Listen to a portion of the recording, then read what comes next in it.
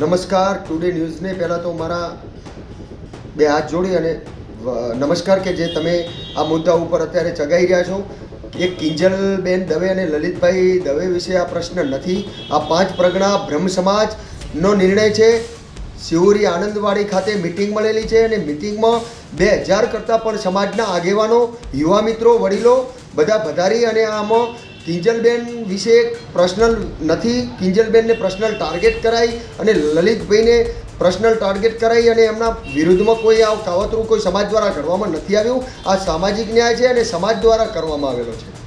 કિંજલબેનના 2-3 લોકો વિશે કીધું છે કે આખી સમાજ વિશે કીધું છે, એ તો કિંજલબેન જાણે અને કોને કીધું છે. કિંજલબેને કોઈ જાહેર સ્પષ્ટ કર્યું નથી, પણ કિંજલબેનની માનસિકતા એટલે હદે હલકી થઈ છે કે કિંજલબેનને અત્યારે જ્યારે પોતે સિંગિંગ કરતા હતા, ગાતા હતા, સમાજનું ગૌરવ હતા, સ્ટેજ ઉપર સન્માન લેતા હતા, ત્યારે એમને સમાજ યાદ આવતો હતો અને અત્યારે એમના પિતાનો બહિષ્કાર સમાજ દ્વારા કરવામાં આવે છે. ત્યારે કિંજલબેનને આટલી નીચલી સ્તરે માનસિક સંતુલન પોતે ગુમાવી ચૂક્યા છે.